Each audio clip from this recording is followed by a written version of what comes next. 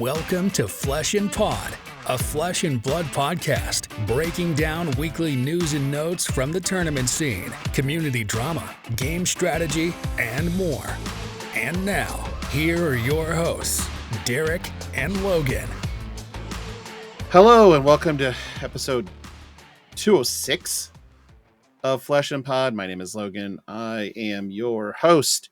And with me, as always, as long as it's not an after dark, is Darick Oswald. Darick, you didn't do anything in Flesh and Blood? Why am I asking? No, I could not. I actually, so I had a free Wednesday night, but I had to make a tough call because it was going to be the day that I'm supposed to play Riftbound is on Fridays. I'm supposed to do Armories on Wednesday and Riftbound on Fridays, but we had a baby shower on that Friday and I was also getting out of work late. So I ended up making the executive decision to just go to Riftbound because that one was farther away and has a later start time. And I'm glad I did because I was still sleeving my deck when they paired round one. So there's no way I would have made it in time for the Flesh and Blood Armory, but I'm still trying. I am also a hot mess. I didn't get a chance to tell you this before we started recording, but just so you know, I had my yearly physical today, and as part of it, I got my COVID and my flu vaccines. Well, that's good. So my right arm is now at the stage where it's killing me because I got it much earlier in the day. But while I was there, I was like, yeah, my sinuses have been bothering me, whatever. And they looked at it and they're like, yeah, we're pretty sure you have a bacterial infection that's been causing your chronic sinusitis. So I'm like on antibiotics now on top of the vax stuff. And I think it's the vaccine. Could be the antibiotics. I don't know. But something happened between my appointment and now. And where my scar is from my bicep surgery is like massively like raised up. Like it is. And it's like stiff and hard to the point where Sophie was like, do you need to go back to the hospital? I was like, well, it doesn't hurt, but it's definitely like there's something wrong. I was just mostly telling her because, you know, if I keel over or whatever and she has to call an ambulance, like 9 times out of 10, anything medical with me is me going, hey, hun, probably not an issue. But if I like pass out, like, here's why. And then I just go on ignoring. And don't it. call an ambulance, whatever you do. No, God's no. Call an Uber first. Yeah, Uber is way cheaper. I played Armory. I'm going to actually play Armory tomorrow night too. But wow. I played Armory, which was Project Blue, aka Silver Age, I guess.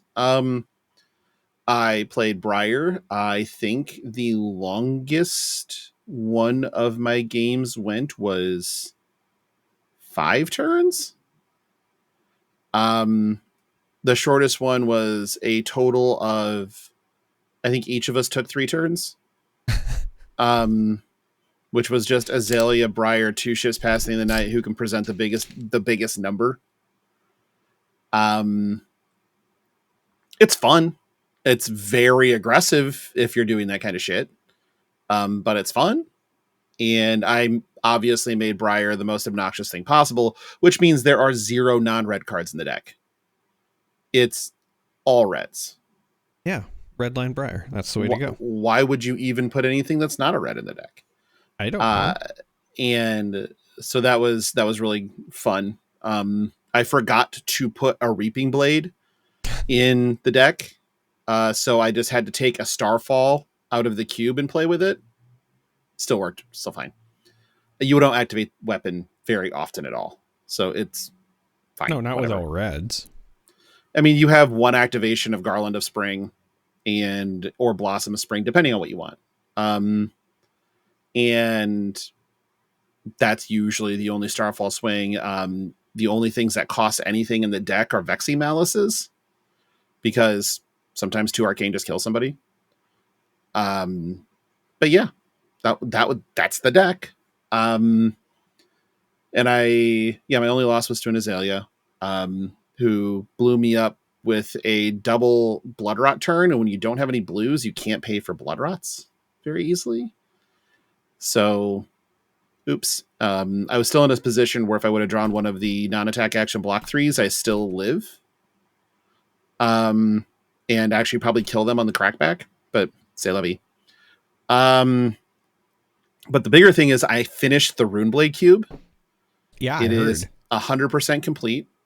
I even went so far as to make packs and put them into team bags in the cube so that when we sit down to cube, we just pull the packs out, hand 3 packs to everybody, and cube. There's none of this other nonsense. It's all just good to go. So we all 32 pieces of equipment, all 296 other cards. We're just ready to go. So if you see me at Worlds and you want to cube, I'll have my cube. And that's probably the most exciting thing I'm probably going to do at Worlds is play. I hope I play a ton of cube. I want to play my cube. I want to play Knuckles cube. I want to play. I mean, there are so many different cubes. I think that'll be there, and I just want to like There's glut on cube and also play DM Armada Silver Age event on Friday that he organized. given the sheer number of players that bring D6s, I imagine there's a plethora of cubes at Worlds. Nice, A well veritable cornucopia. I get it. Yeah, Of cubes. I understand what you're saying, and I still dislike entirely. a smorgasbord. A smorgasbord. But yeah, so and Armada, like I said, Steven DM Armada decided to create a Silver Age event because there are none at Worlds on that Friday night. So I'm playing Silver Age on Friday night with, Steven, maybe Ejor, some of the other fun ones that'll stop in for that. And Summer, Ian Holland, like there's a bunch of us I know that we have decided that that's the thing we're going to do. So we're going to go do that. That'll be a ton of fun. So I like I said, there are things I'm looking forward to, which is good. Kind of an upgrade over my more recent feelings. That's if my flight actually makes it there, which is a question. I just went and upgraded specifically my return tickets to first class. So I would just have access to the Delta Lounge because I'm 100% getting delayed coming back. Do you have any connectors? Yeah. Then yes, 100%. Yeah.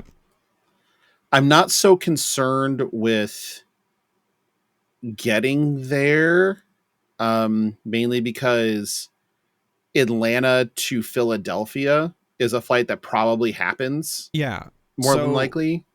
There was like some announcements that had been made and shared by some of the Delta employees that basically said they are looking at, last guidance from the government was like 10% of flights are likely to be cut, at least in the near future until things get sorted out. And Delta, as far as like what they are prioritizing to keep above all else, is international flights and anything that goes through a major Delta hub. So specifically Atlanta, Detroit, and one other one on the west side. So the flights there, so Des Moines to Atlanta hub, Atlanta to Philly hub, I'm not so worried about. It's coming back. Philly to Minneapolis. Yeah. In Minneapolis to Des Moines, which that one will happen. That one always happens. But yeah, definitely, like I'm just basically was like I'm getting stuck coming back. Like there's no two ways. So okay, plan for that by just having access to free drinks. So I can do much easier to sleep on an airport bench when you're schnockered. So that's my plan. Also easier to get robbed, but it'd be in like Minneapolis. So whatever. Or Philadelphia, which is probably worse. But I can also, because of Green Bay's shitting of the bed tonight, if I want to wear Green Bay gear in Philly, I probably can. If Green Bay would have won that game. Not so much. No, they'll still rob you. You think they care because they won? Not really. I mean, I hadn't planned on wearing Green Bay gear in Philadelphia regardless, but or really mainly because I'll be wearing Flesh and Blood and Flesh and Pod gear. But which I'll have my playmats with me. I'll have the messenger bags with me for people. I'll have I'll be draped in merch apparently. Heading that way. So I do look forward. It's weird. I was talking to Clark today, our friend Clark J, and about Worlds, right? He was bringing up some numbers and like kind of wanted to bounce off me because my event experience comes into play. I mean, same as you, really. Where he said, he told me current levels of unsold product, 130 Fabled packages are available, 34 Go again, which says something. 412 souvenir packages are available. It's not a good number. And there are 403 calling entries left. With that needle has barely moved. Yeah. I'm actually really surprised that the souvenir packages are still there. But again, I went to Reddit. I know that's not your favorite thing, but somebody actually brought up, right? There was a post of somebody that was not from the US that was like, hey, I'm not going to Worlds this year. I'm international. Just out of curiosity, with all the travel stuff, is that preventing or, making people second guess going? And there were a bunch of responses of people saying that they were skipping. Even Canadians didn't want to go drive across the border. I guess a large number of players in Brazil all had their visas denied when they submitted. So I know that, it's not the only reason, but I stand by what I said the last time, which is that will definitely, I think, be part of the story. I agree. And if things don't drastically change, this is one of those things where, like, I hope I'm wrong. Okay. I sincerely hope I'm wrong, but there could be a real situation where we don't have Worlds again for like another 3 years at least. I think that there's a situation where Pro Tour North America does not take place in the US. Yeah. I think that that's real. I think that, and honestly, I feel like Mexico City, I feel like Mexico City and Toronto were both better options. Yes. Than anywhere in the US right now. Literally the two I was going to suggest. Yep. All right. I think that both are better options than anywhere in the US right now. And it's been wild how much I've never felt worse about feeling right about maybe anything. And because we said, beginning of the year, that they should take a real look at moving Worlds out of the US and putting it in Canada, or whatever, because it's not good here and it's probably going to get worse, and it's gotten worse.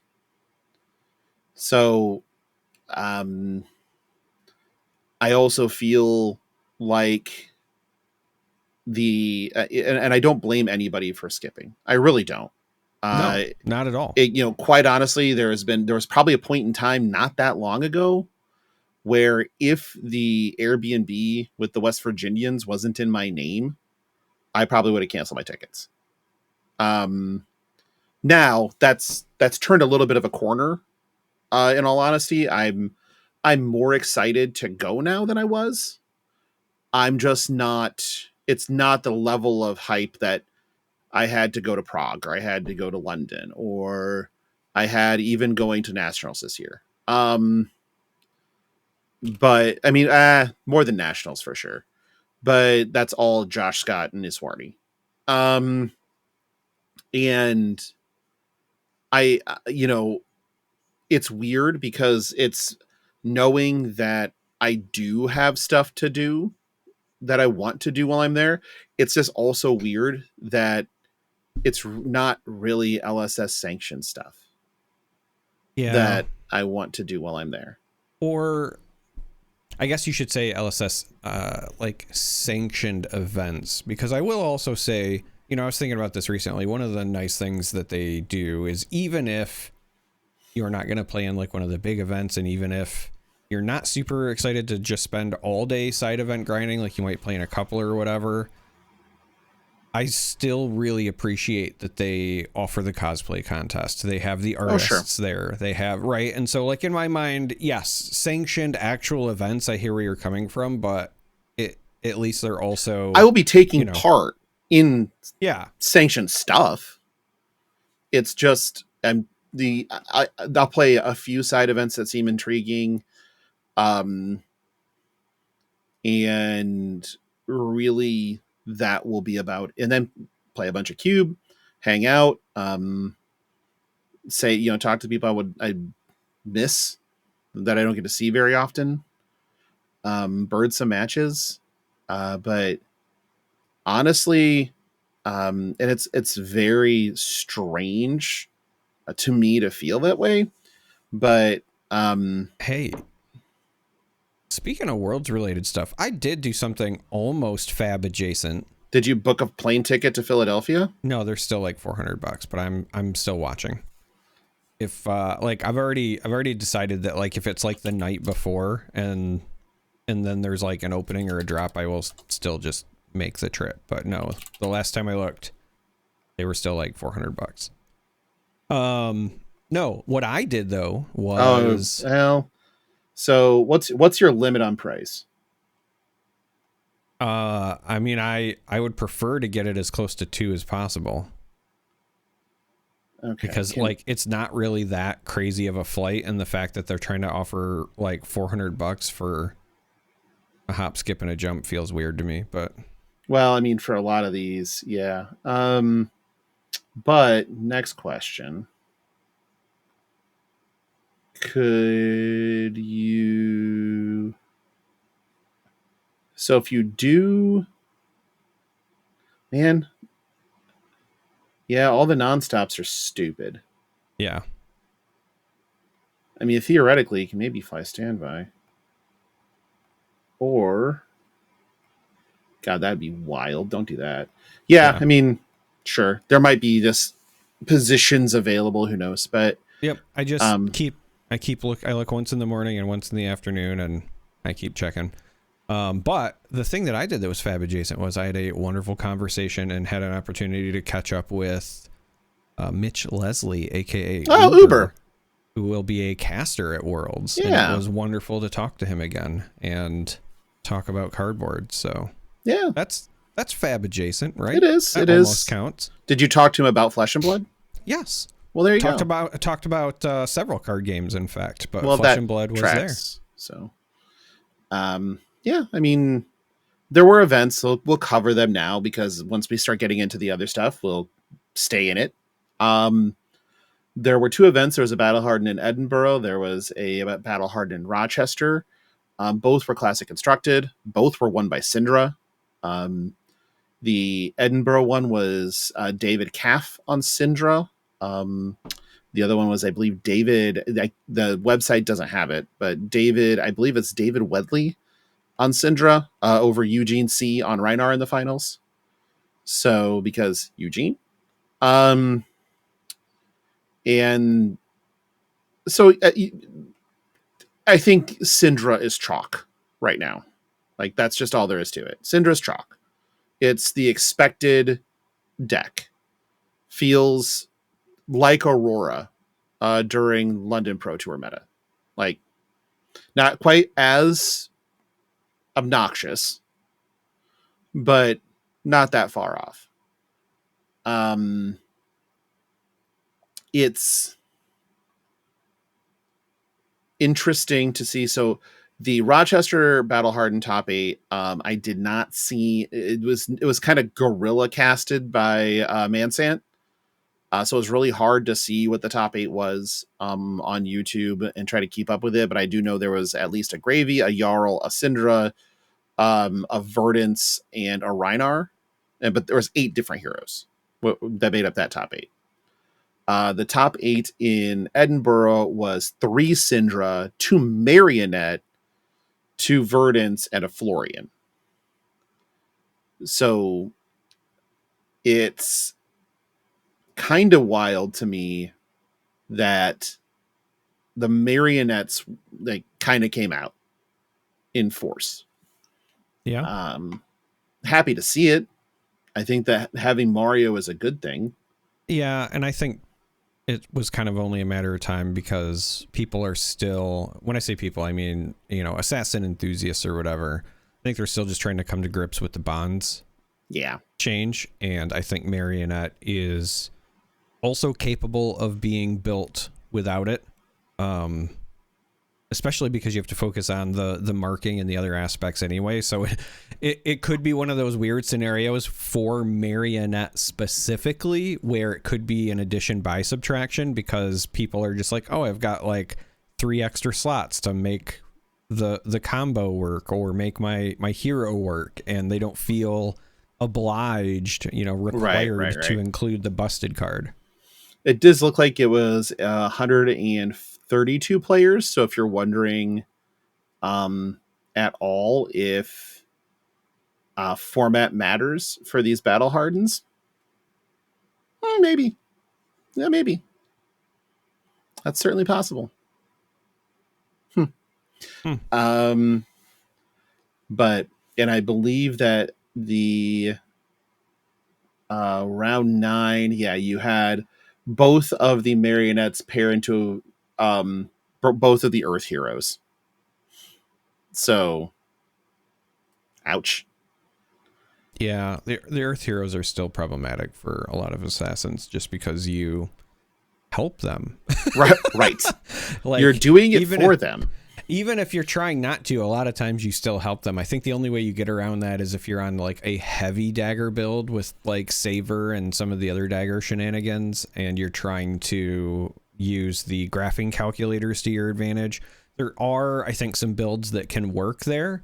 The problem is I don't think that they're just good enough right now because they are more raw numbers oriented and less disruption oriented. And if you're going to play a raw numbers dagger deck, you should be playing Syndra. And it hurts me to say that because I want to tell you to play assassins, but play the disruptive assassin or play Syndra. That's just kind of where you're at right now. We do need to talk about Armory deck Rhinar, which we finally have the list for, which is headlined by the Rhinar specialization Alpha Instinct New Blue 6 that we knew about. Yes.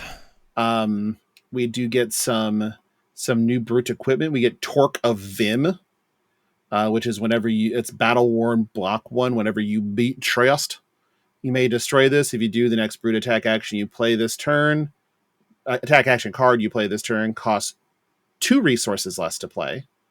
Yeah, her and cross trap. Remember but that it blocks. Busted card? But it blocks. It's also majestic, so no Sage. And you have to beat Chest. It's not 100% the same, but it still seems really good for a tunic alternative. Yeah, and then Trampling Trackers is just quite good, which is block 2 Temper. So you'll get the 3 blocks, same as you would off of Scab Skins. Whenever you beat Chest, you may destroy this if you do create an agility token. So I thought Scab Skins was battle worn though, right? Scab Skins is battle worn. Yeah. Yes. So you get to keep. Theoretically, you don't replace this. You don't replace Scab Skins with this. Like right, full stop. But I'm just saying, like, you're not likely ever going to get the same full block value you do out of Scabbies, because you're more likely just going to block with this for 2 and then beat Chest and pop it for the agility token in most games. Yeah. You get Bear Swing, which is when this attacks, if you beat in Chest this turn, you don't control a Chest equipment, this gets +2, so it's just a 3 for 9. Can I just say, as somebody who loves OG Goliath Gauntlet, I like the art on this one. Like, I know it's just a reprint, but the Goliath Gauntlet? Yeah, the Goliath Gauntlet art for this is fantastic in my opinion. If this is a foil at any point in time, if these are foil in the Armory deck, it probably will be the one that replaces the Goliath Gauntlet in my cube.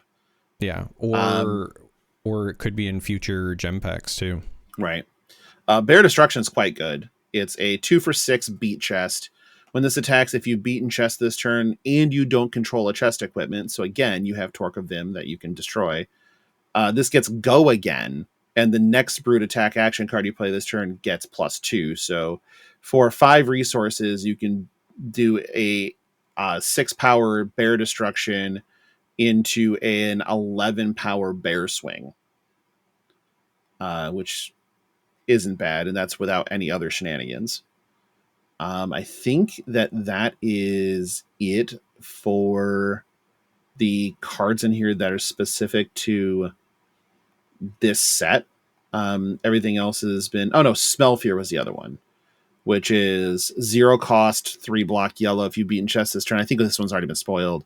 Intimidate.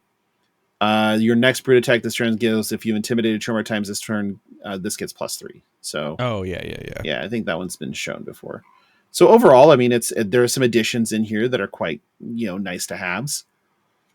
I was just kind of happy to see some of the reprints, because if you're somebody who is getting into playing brute, cards like Massacre or Beast Within are good staples to have. And it's not necessarily that they're expensive, but I'm just a big fan of like not having to chase them down either.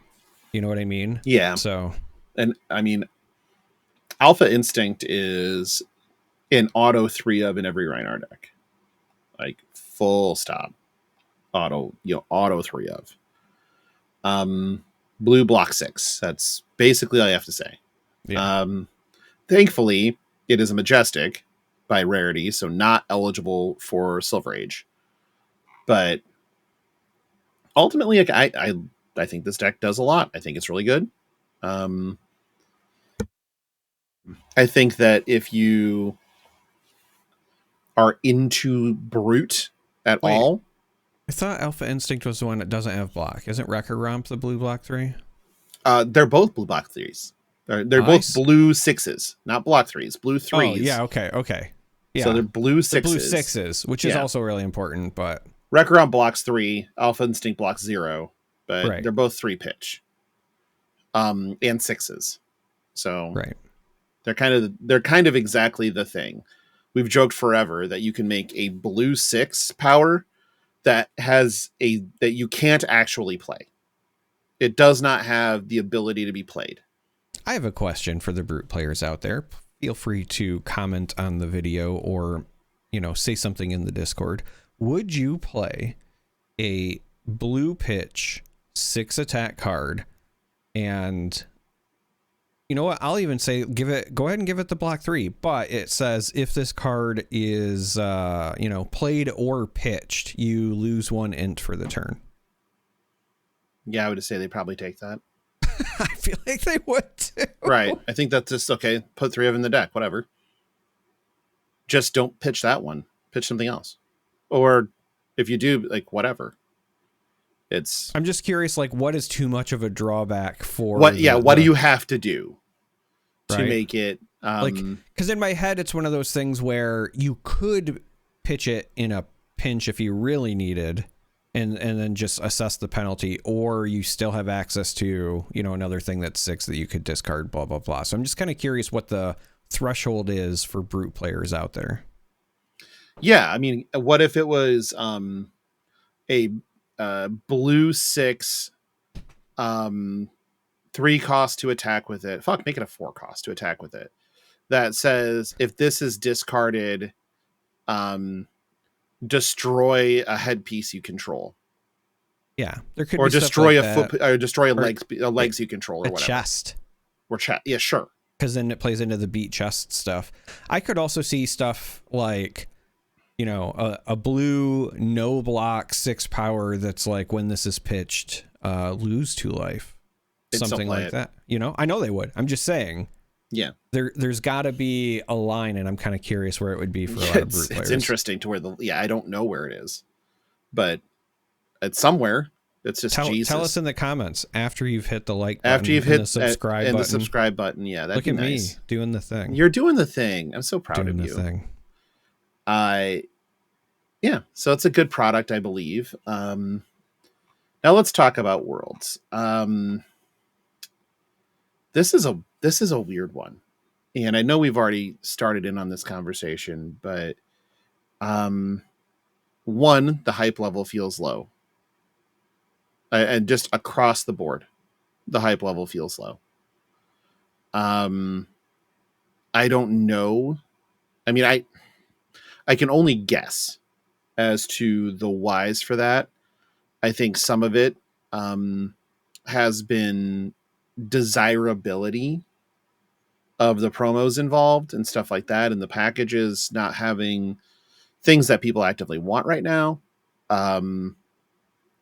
I think the portion of the US being a shit show for international travelers is definitely part of it. It's hard to say with location as far as the city. I know that there are a lot of negative perceptions of Philadelphia.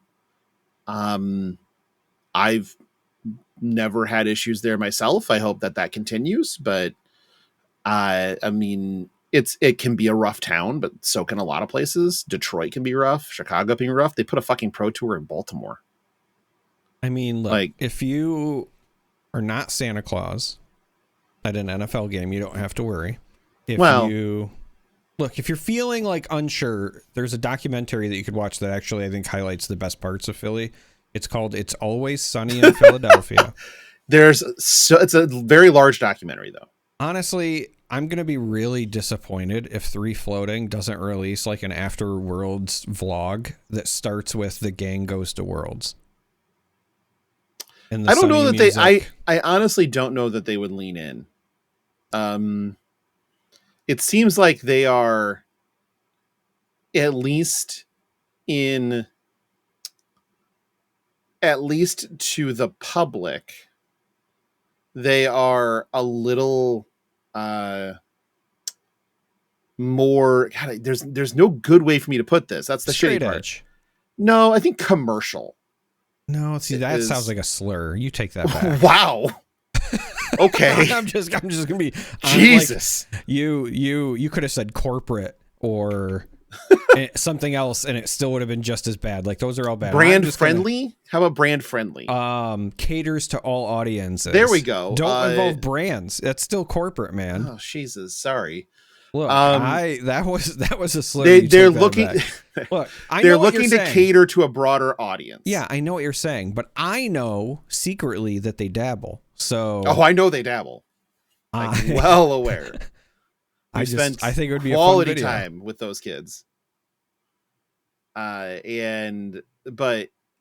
at the same time, like, and I want to make sure that we're clear about all of this. They're exactly as awesome a people as they present to be. There is no denying that. Sam, Aiden, Jacob are fantastic. They're a ton of fun to hang out with. They're a ton of fun to be around. They're entertaining, when they're doing their shtick. And obviously they put out a lot of really great content. Yeah. There's no shade at all. No. I love those guys. I was just thinking to myself, like, there's so many things that if I think of like conversations I've had with any one of the 3 and they're all so great, there are so many things where like if you don't have context, it sounds way worse than it is. Oh, sure. They're so awesome and like pure hearted. But like I was just chuckling to myself because I was like, yeah, remember that time that Sam was trying to tell me to call his dad so that I could take shrooms or whatever, and I promise it's not nearly as bad as it sounds. It's not as bad as it sounds. He was actually very sincerely trying to help me, but out of context. It's not good. It sounds rough. Yeah. Man. I love you, Sam, Aiden, and Jacob. You guys are great. You're the best. And yeah, no 0% shade. But those guys like doing an Always Sunny parody would actually give me pause. Because now they have a good Dennis, Mac, and Charlie, but they need to get Elaine to come in and play Sweet D. Yes, and you are very clearly Frank. I'm Frank in this. 100%. You look at me in the eye and tell me you're not Frank in this scenario. I can't. Like you. So I anyway, know it's I true. started blasting, and you're Cricket. So. Oh, for sure. For sure. Anyway, I started blast. Who are the McPoyles? I don't want to say that. Josh Scott is the lawyer. No. Oh, who do you say he was? The lawyer? The lawyer. Okay. Wait. Because some player's going to come up and talk. Charlie's uncle? No, the guy that Charlie's always trying to duel. Okay. Just the one time. He's like, I challenge you, sir, to a duel. I accept. It's still the funniest fucking thing. But Yeah. So okay, back to this in the comments, kids. Who are fantasy cast your It's Always Sunny in Philadelphia using flesh and blood personalities? That'll be a good time. What's Greg? Is he Country Mac? Maybe. I mean, I can't think of anyone else in like the recurring space that would, or is he the soldier that D is banging on and on, get off again? And God, who's Artemis? Who's the waitress? I mean, somebody's got to do some work here. Wait, what's the name of the... Oh, God, I'm so disappointed. I can't remember. What's the name of the fake action movie hero that Dolph Lundgren Thunder plays? Gun? Yes, that's who Greg is. He's Thunder Gun? He hangs dong? He hangs dong. Oh, well, that's 100% Greg. Okay, well, Thunder Gun hangs dong. Christ.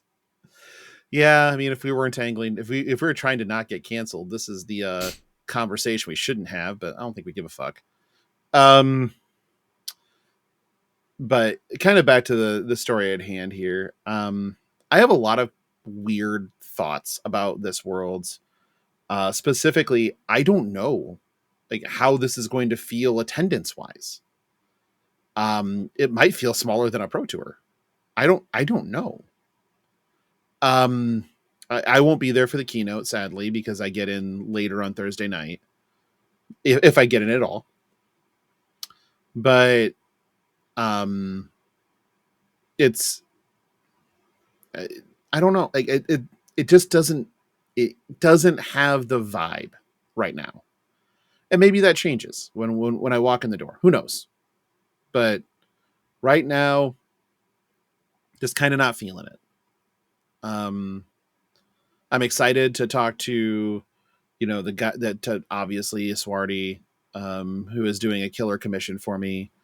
And also if you haven't like booked your Iswardi tokens, you should probably get on that. And Josh, obviously, who has never cubed in his life. And I built a cube specifically for Josh to play. And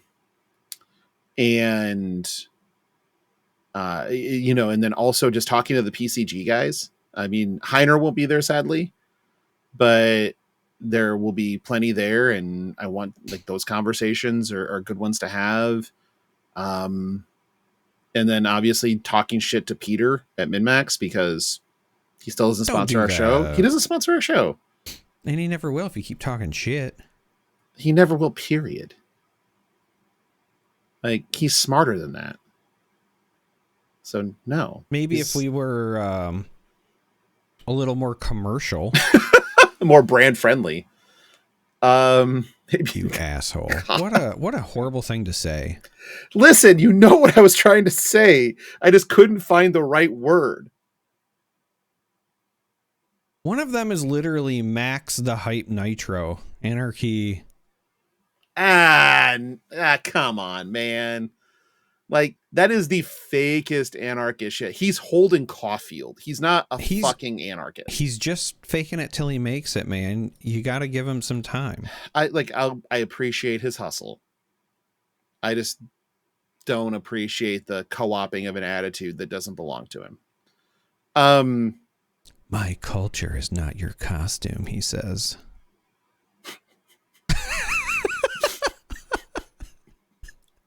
Jesus Christ. I can't. I popped myself with that one. Yeah, you did. You popped the boys real hard. You popped yourself in the process. Yeah. I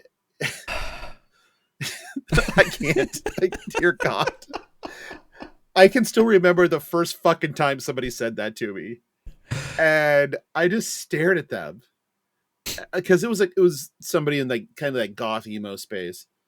And because I used to just wear black hoodies and black pants and and I wore black boots, and my hair and my beard was dyed black because it kind of just made everything easier.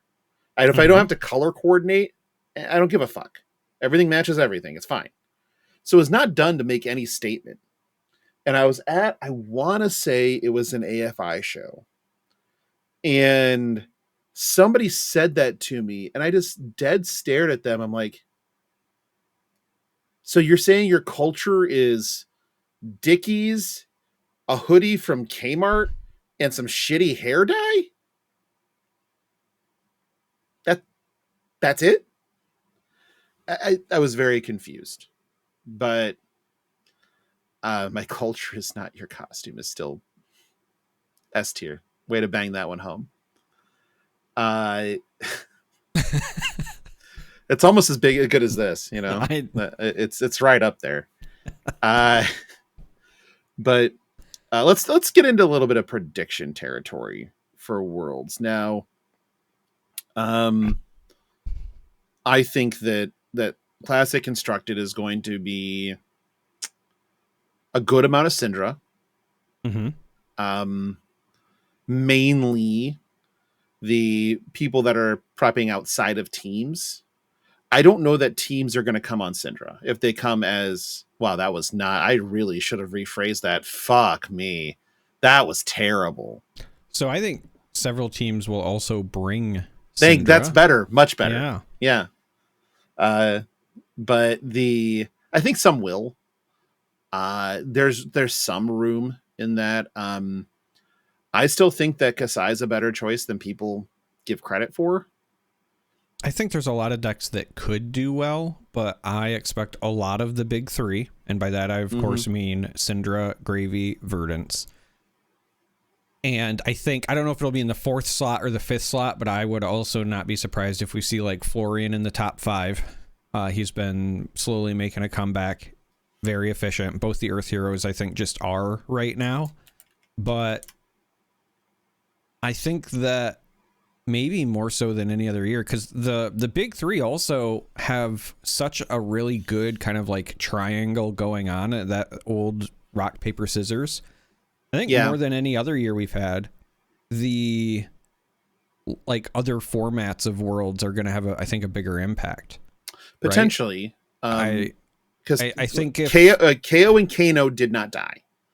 So they both still exist. But I'm just looking at this and I'm thinking like, you know, somebody like Imagine, if they can figure out the rest of it, I think they could do incredibly well on Verdance right now. Like it's almost the perfect meta for somebody like Imagine to come up big in an event like this. Again, it's just, I think about the wild cards of the other formats. Same thing when I think of like Michael Fang, Brody, Pablo, right? I could see any of them doing incredibly well. It's just those other formats. If I had to pick a favorite right now because of the other formats and just somebody that I think probably has the best handle on all of them, I would say my favorite's probably Pablo right now. I mean, I mean, you're stupid to not like think that Pablo's up there. Yeah, but I just mean in general, I think greatest potential grasp on all phases right now. So by weighted average, Syndra was the biggest points getter in ProQuest season. Because 230 was the season, but that's halved, so 460 is the real number. Verdance was not halved and had 412, so that's your second place. And then it's a steep decline. Gravy would have been at a weighted 194. But that hero is still popular enough to be the third leg. Right. No, exactly. But that's the triangle's still exactly what we think it is. As Charmer keeps re-raising his chair. Yeah, my chair is driving me nuts, dude. I told you I'm a hot mess today. I mean, but I love you. I love you too. But being a hot mess, there's nothing wrong with that. When you look at these kind of results, it is pretty clear what the pyramid is, right? And if you're going to find a pyramid breaker, again, Kasai has game into all of them. Prism is not a bad choice. And not just because I'm trying to shill for more points on Prism. I am. We always there's always Kano to be the boogeyman, especially if Syndra's super popular, I mean, like, it's not a, it's Syndra definitely can just beat the shit out of a Kano. Can just kind of run through them. Yeah. But if Kano gets to a turn that they can pop on, there's not much that Syndra does about it really well. So there's options in CC, and I feel like people are going to find the things that don't necessarily break the triangle, but if you find the deck that's good into both Verdance and Syndra and okay into Gravy Bones, you'll do well. That definitely could be Dorinthia right now. Yeah. But I feel like, I mean, again, not because I'm a simp, because which I am, but you can't overlook a deck like Kasai in that, because Kasai can beat all three of those decks if built to beat those decks. Your bigger problem is obviously Kano exists, and making sure that you have enough for all of them, and how to play through those matchups. But honestly, I look at this and I'm like, okay, this is a really cool meta. I think that people feel stale because everybody keeps seeing the same heroes. The Super Slam heroes haven't done a ton, but it's still, I think, healthy and enjoyable, even though it might feel a little bit stale to people. That brings us to Living Legend, and now it's interesting. Oh, it is. I think personally that the Living Legend sauce has been stored for a very long time at this point, and people are starting fermented. It's a little fermented. Okay. And people are starting to, some of the, because of testing on Talishar and stuff like that, some of that tech is starting to slip through the cracks. There's been people, at least one person, that's been terrorizing Talishar with Dash in Living Legend. There's a Marlin deck that slipped out that just puts up obscene numbers when it goes off. The Marlin deck is insane. Yeah. Yeah, that's the one that was like doing the hood shenanigans, right? Yeah, okay. Yeah, I've seen that. That is when it works. Oh boy, it's scary as fuck when it works. Actual cannons are firing. Holy cow! It's a lot.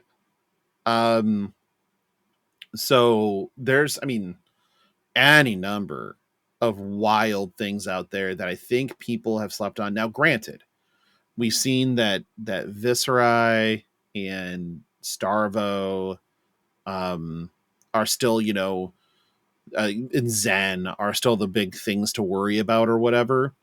But I don't think it's as cut and dried as that. I think that there is a lot of space in LL, and because the events have been smaller with lower attendance, we've just been seeing the default. And there are some of these other things that are floating out there that are fucking frightening. And I really hope that comes true. I really hope that we see some of these things, specifically during Worlds, that are just like bombs that are getting dropped in the water. Marlin specifically. But I'm interested. I'm finally interested in what Living Legend looks like. Not enough to try to play in the calling, but enough to want to see what this entire meta looks like. And it could just be that it's just chalk. That all of these other things were just people trying to dip toes in and find an edge, and that there's no real edge. Well, yeah, because he's over in AEW, so he can't be part of the final run. He's actually not. Funny you should say that. He's not with AEW right now. And neither is Jericho. I know Jericho's not. I thought that the rumor floating was that Edge had injury time added back onto his contract. So it's an odd one. I still think my money says that Cena's last match is Gunther. I think that's I really hope not. I hope not. but I think that that's what WWE wants, because they need a new Lesnar. And he's Gunther's not that, but they're gonna try. Yeah, but like Damian also, Priest is a better Lesnar. But here's my whole thing: like, I don't need you to need a new Lesnar because I don't like Lesnar. Like, he's just very boring to me. It's such a one-dimensional angle, and even more so, the last thing I need, like Gunther. I mean, he already got to retire Goldberg, right? So for me, if you give him two high profile ones so close together and you don't turn it into a gimmick, I think it's a waste, right? Because I think that was one of the things that elevated Randy Orton early in his career with the Legend Killer thing. Mm-hmm. But the problem is I don't buy Gunther as that character, because I think it also works better when they are smarmy and insufferable. Like, I want that to be a Dom. You know who would be amazing? If they're bringing like other talent up, who I also think Ethan Page. Yes, I was just about to say Ethan Page. Ethan Page. I would also be okay with Ethan Page. Would absolutely take that ball and run with it 100%. I mean, I honestly would take Ethan Page. I'd take Lexus King. I would take Obafemi. Oh God, I'd love Obafemi. Yeah, if you're in, I will say this: if you're going to quote unquote, replace Lesnar, need a new Lesnar, then in my opinion, it has to be Oba. And that's because he is as imposing as Lesnar, but he's also just got significantly better charisma, in my opinion. His mic skills are real. And people mark out hard to his like entrance and everything else that he does. And he's actually good in the ring. Yeah. But I'm a fan of Orafemi. Yeah, Orafemi's good. But I think that you would have to, whoever the mystery is, and we've become a wrestling podcast again. There's more than one mystery now, by the way. Oh, there is? Yeah, the one they were doing tonight. I know you haven't caught up because you were watching the Packers game, but they did another ball drawing thing to set up. So next week, Solo Sikoa also has a mystery opponent at Madison Square Garden. Oh. Okay. Yeah. So it's Gunther versus, do you know who he's against for the first round? Mm-mm. Javon Evans. Javon Evans is going to die. Yeah. I love Javon Evans too, but he's going to die. Javon Evans is going to take one chop. Yep. And fold. Yep. He's going to die. So I feel like you have whoever you bring up specifically for the LA Knight match has to be somebody that LA Knight loses nothing losing to. Like for me, that's if Edge is a thing, that's the Edge slot. Yeah, I would buy that. Or the Oba slot. Or Oba. Yep. I was just about to say that. Solo is the one that I think could be Joe Hendry. Solo Joe Hendry would be pretty good. Because I think that Solo, now that he's kind of found his niche as more of like a comedic mid-carder heel, I think that he doesn't lose much losing to somebody like Joe. He doesn't lose much losing to Joe. He doesn't lose much losing to Trick. He doesn't lose anything losing to Ethan. No. So maybe, but I honestly think that spot is going to be like, I know what it's going to be. It's going to be Syndra. Why would it be Syndra? Because we're a Flesh and Blood podcast. Oh, we're back to being a Flesh and Blood podcast? Okay, forgot about that. I figured if I'm the one that derailed us, I should bring us back. Were you guilty. Though? I mean, were you though? I was feeling a little guilty. A little. Okay. I mean, you're lucky I haven't turned this into a Spurs podcast at this point, because that's about the only thing that brings me joy right now. Is watching a 7'5" alien do weird shit on a basketball court, and it's beautiful. He had 38 tonight, I think. But I was too busy playing board games and crying into my drink as Green Bay just utterly shit itself. But say lovey. what else did we have to cover? I'm not sure here. Oh, predictions. You've already taken Pablo. That's your horse. Yep. I think that's a really good horse. I don't know, like, prep wise, that there's anybody that's going to be better than that. And I also don't know who's going to be here for that. I do really like a lot of different horses in this one. If I was gonna take one, and I won't take Pablo from you because Pablo, I feel like Brody has a run in him. It's been, he knows both formats well enough, and he can just lock up all the Player of the Year shit already. It's already, that can get out of his head. And he's had a lot of free time to practice. I mean, that's a dangerous thing. Yeah. He's basically had the North American Player of the Year thing sewn up for a while. And so we haven't seen him at a ton of events. He hasn't been doing the classic Brody. So showing up at a fucking ProQuest in Bismarck, South Dakota. Well, I mean, that's also in part because of the ProQuest changes, though, right? So you can only win one, but you can concede in the top 8 of as many as you want to. But I feel like he's had a lot of time to practice. He's had a lot of time to figure it out. And this is the type of stage I think that he can definitely, especially in formats that are faster, where he can take a little bit more time and not be in a danger of anything, that actually benefits him. So I'm gonna lean towards Brody on this one. But I mean, Pablo's my real answer, and I think normally should be. Dude is all right. Who's your dark horse? My dark horse? Yeah, Peter Budensick.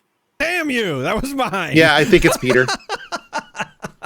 Like, hard to say not. Yep, that was mine. He's been grinding, performing, working his ass off, and playing extremely well for the last few months. Yeah, he gets my Mikey Turek vote of damn it, he's due. He's due. He's due. You know? And it'd be very insufferable to have Caleb as the US national champion and Peter as the world champion at the same time. Are you talking about known cheater Caleb Van Patten? Yeah, known cheater Caleb Van Patten. Mm-hmm. Yep. All right, for the people at home, that's a bit. It is a bit. Okay, I need to preface that. Caleb's the soldier. That's it. Yeah, I could see that maybe. There we go. Who plays Roddy Piper's character? That showed up in 2 episodes. Who doesn't show up enough, but when they do, it's wild. All right, I have the perfect answer for this then. Okay. Once you said that, it immediately clicked. It's Matt Folks. Oh, sure. Okay. Talks trash. Yep. Some people see him as a heel. Has the build for it. I mean, he's bigger than Piper. Piper's never the biggest guy. I mean, I'm bigger than Piper right now. Oof. That was dark. Okay. Yes, work on that chair a little bit more, buddy. But yeah, I don't know. Like, I think that I honestly think this is they're going to rework Living Legend next year. Like, that's going to happen. They're going to have to need Silver Age to do a lot of heavy lifting, which they need to do some work on Silver Age still. Death Dealer is a mistake, and Pummel being legal is specious at best. But we'll see. Don't you dare. Do what? Don't you dare start this psyop about Pummel being a problem?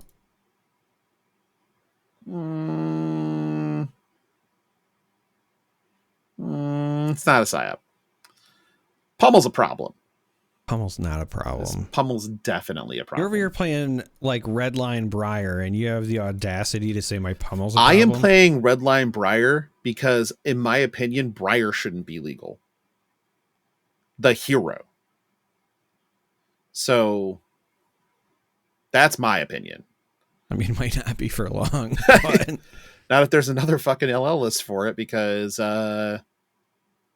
you could present a lot of damage really fast.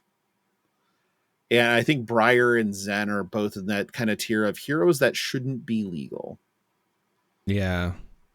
But we'll see how that works out. We will have probably an entire episode of Project Blue content, Silver Age content, I should say. Sage content? Sage content. Sage wisdom. We'll even call the episode that, unless we do it during the 24-hour live stream that's coming up the week after Worlds, because I'm not a well person. I should move the thing into December, but I'm stupid, so I probably won't. But actually, I should move it to December. That does make more sense. Yeah, my luck though, you'll move it to like December 4th. Why would I do that? Because you keep trying to plan stuff when I'm casting other events. Okay. So I'm going to probably just put a poll up that says, this is what we're doing. Here are the options for dates. The reason I want to move it, in all honesty, is because some of the people that I want to have on it are just going to be unavailable. That includes Josh Scott. That includes you, actually. A few other people who are taking time from Worlds. So there is reason to move it out. I just wanted to do it around our 4th birthday. Because I thought that'd be nice. But I still have all the stuff. It's not like it's going anywhere. So moving it is not the worst thing in the world. Plus, if you didn't see, Flesh and Bad actually ran a 24-hour live stream this past weekend, benefiting housing for trans youth and young people in general in, I believe, the Portland area. So, if I remember correctly, I did watch a bit of it as I was just kind of peeling around. But very cool of them. They got over their goal. Their goal was $2,000. I believe they raised over $3,000. So great job by them. That's awesome. Love Portland. Go Frogs. Yeah, I guess go Frogs. Whatever. Not sure what that has to do with anything. But sweet summer child. Yeah. So I'll probably just put that out there in the world if people want to, take some time right before the holidays for that and think that that's a better option, kind of hit me up. But I'll probably put a poll out on Blue Sky and X and see what people think and go from there. Like I said, it's sort of it makes enough sense to try to push it back and make sure that we're getting what we want as far as the content goes, rather than trying to force something to happen, especially so quickly after so many different things. So like I said, I'll throw something up there. It would probably end up being the weekend of the 11th of December, the 13th. So that area. The 4th is a Thursday. I don't have anything else. Can I get out of here? I mean, we should thank some patrons. Oh, that's right. We need to thank the patrons. Luckily, I have it pulled up. It's right in front of me. Yeah, luckily I'm sinking once again. It's great. Just watching you slowly reduce. I actually have the thing to replace in this chair to fix this. I just haven't done it yet. That is a very me thing. Yeah. Yeah. So let's think our associate producers. We have Andy, the permanent associate producer at this point. I'm feeling pretty confident in that. Sindra, who came and hung out with us during After Dark. Anthony, Ejur, Jacob, Aladoris, who is also hanging out with us during After Dark, Octothorptopus, Sofsky, Heiner, and Sleep Coma. Then we have our executive producers on up. We have Blaze Storm, value member of the Patreon, Diana the Green Cosplayer, John, Charlie, who is also hanging out with us during After Dark, the Delusion data analyst, and then our Chamber of Charcoal participants. We have Vintox, the Fanatical Fanfaron. We'll have to get him on the show still. Matt, Brandon, Zaris, Vinny was hanging out with us too. El Dorte, the Hammer. You're up, buddy. You just need to let me know when you want to be on. And our ceiling fan, the tippy top of the mountain, Polish guy Rich. If you're interested in becoming a member of the Patreon, you go to patreon.com/fleshandpod. So what? This reminds me. I actually have fuck. I'm in the middle of my read. Yeah, I know, but this is important. Okay, I promise it's relevant. First, no, you don't. Patrons, I'm sorry I missed After Dark. I literally wasn't even doing anything either, and I feel really guilty about it. I just forgot. Like, I sat down, my brain just whatevered, and I can't even, I don't even remember what happened, and I wasn't drunk or anything. It was just brain turned off. So I'm very, very sorry. 2, you should still consider being a patron if you are not, because so the Discord is free, but our cool channel has fun interactions, like Polish guy, our ceiling fan, who said, people, fappers, I was watching a documentary on the Edmund Fitzgerald. It had green leather cuck chairs. To which I replied, the ship isn't the only thing that was going down. For some reason, when I read that, I knew for a fact you were going to work that into the show, so I didn't even bother trying. I'm just like, yeah, Charmer will handle this. I figured it was a great selling point for the people who are maybe not patrons and they want access to such high class. Also, if you're in the Possum supporter tier and above, you get one of the playmats that will be delivered to my door tomorrow. They're sick. They're great. Just saying.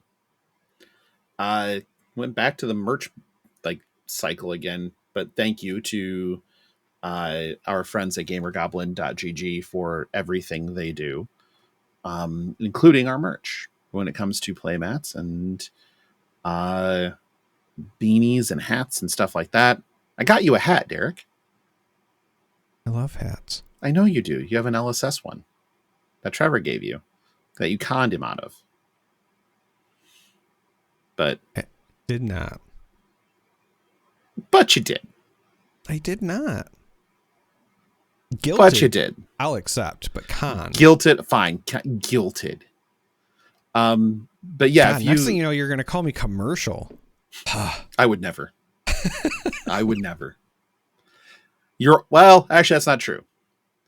You're pretty fucking commercial on your other shows. You take that back. I refuse because you know it's true. Yeah. You got to toe the line on those. Here, you just can do whatever you want. It's the only reason you stay on this show. Yeah. Okay. Well, if you have any complaints, fuck it. I don't really care. Figure out how to contact us. Come into the Discord or whatever. That link's in the show notes. I'm so fucking done.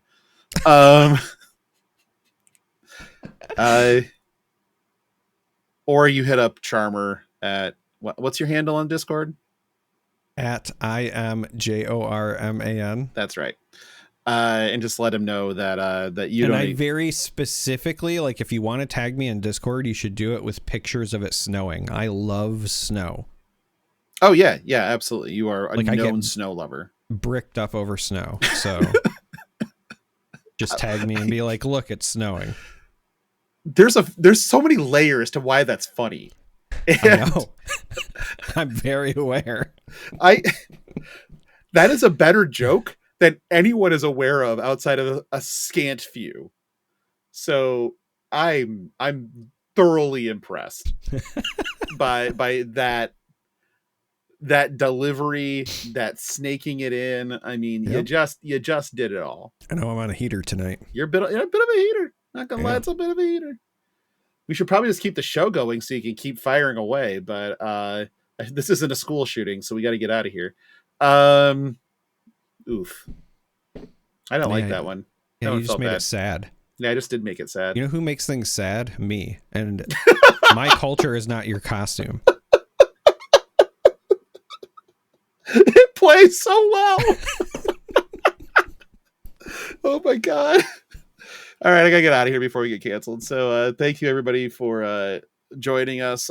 Join the Discord, fucking something, and we'll talk to y'all next week. Oh god, that'll be a weird one because I have to do it from an airport, or fuck it, I'll figure it out. Thanks everybody for listening. Bye.